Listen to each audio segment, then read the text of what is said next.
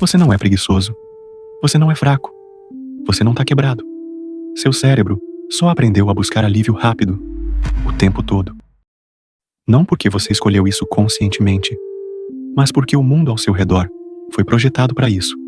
Vídeos curtos, notificações vibrando, recompensas fáceis com um só clique.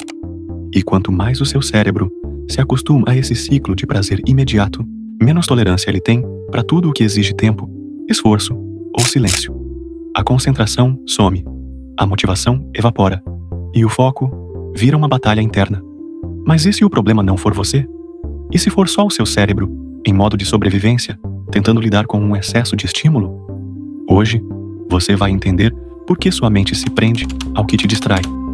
E mais importante, como pequenas mudanças, acessíveis e realistas, podem te ajudar a recuperar a clareza que parece perdida.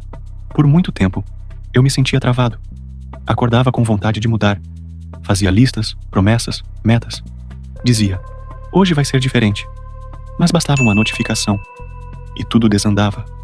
Desbloqueava o celular só para dar uma olhadinha. E quando percebia, já tinha passado 40 minutos pulando de aplicativo em aplicativo.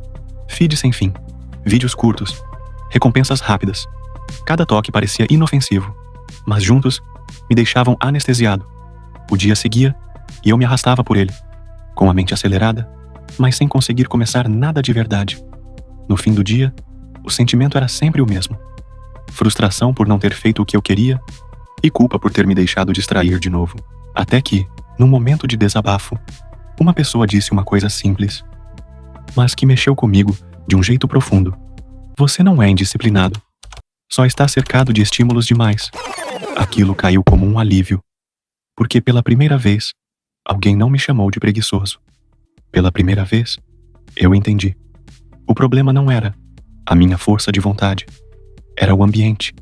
Era o ritmo. Era o excesso. Essa frase me libertou. A verdade é que quase tudo ao nosso redor hoje foi feito para capturar sua atenção. Cada aplicativo, cada notificação, cada botão vermelho piscando. Nada disso é por acaso. Existe um sistema inteiro desenhado para te manter rolando, clicando, consumindo. E enquanto isso parece entretenimento, na prática, é condicionamento. Sem perceber, seu cérebro vai aprendendo a buscar alívio instantâneo. Um clique, um like, um vídeo curto, uma recompensa rápida que vem fácil e passa mais rápido ainda. Essas pequenas doses de prazer se tornam mais acessíveis, mais sedutoras, do que qualquer meta de longo prazo, qualquer plano, qualquer rotina. É um ciclo silencioso. Quanto mais você se distrai, menos consegue focar. Quanto menos foca, mais culpa sente. E assim, o ciclo se alimenta. Mas aqui está algo importante. Esse padrão pode ser observado. E com o tempo, pode ser ajustado. Não à base de culpa, nem à base de força bruta, mas com um novo tipo de presença. Uma consciência que começa quando você para de brigar com o que sente e começa a investigar por que você sente.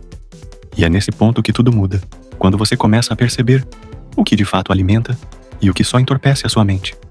Em tradições budistas, existe um termo antigo, mas incrivelmente atual: mente de macaco. É a metáfora para uma mente que salta de galho em galho, sem parar, de pensamento em pensamento, de desejo em desejo, sempre inquieta, sempre buscando o próximo estímulo. E se você parar para reparar, é exatamente assim que muita gente vive hoje. Não em silêncio, não em presença, mas em alerta constante, distraída, saturada, pulando entre abas, notificações, ideias inacabadas, preso num fluxo onde o agora nunca parece suficiente. Essa mente agitada, dizem os mestres, não precisa ser controlada com força, porque quanto mais você luta contra ela, mais ela se rebela. O que ela precisa é de espaço, de observação, de compaixão. O primeiro passo não é tentar silenciá-la à força, mas perceber com gentileza o que está chamando por sua atenção o tempo todo. E aos poucos, voltar para dentro. Voltar para o corpo. Voltar para o momento. Existe uma prática simples. Nada radical. Nada extremo. Você não precisa cortar tudo, se isolar do mundo ou deletar suas redes. Porque não é sobre fugir. É sobre escolher com mais consciência. Essa prática não exige força de vontade sobre-humana. Ela começa com uma coisa sutil, mas poderosa. Perceber o instante exato em que o impulso surge. Sabe aquele momento em que sua mão vai sozinha até o celular? Ou quando você clica por reflexo, sem nem saber o porquê? É ali que mora o ponto de virada. Não para se culpar, mas para pausar, criar espaço entre o desejo e a reação. Respirar antes de responder ao chamado do vício digital. Essa pequena brecha, quando cultivada, tem um efeito imenso. Ela te devolve a escolha, te tira do automático e, pouco a pouco, reconecta você com o agora. Muitas pessoas relatam que, só com esse gesto de pausa consciente, começaram a sentir mais clareza, mais leveza e até mais tempo no dia. Não porque o mundo desacelerou, mas porque elas deixaram de ser arrastadas por ele. E tudo isso começa por notar o que quase ninguém percebe. Depois que eu comecei a aplicar essa mudança no meu dia a dia, algo virou. Voltei a sentir prazer em tarefas simples. Passei a me concentrar mais e me culpar menos, porque finalmente entendi. Não era preguiça. Era sobre um cérebro exausto de estímulo.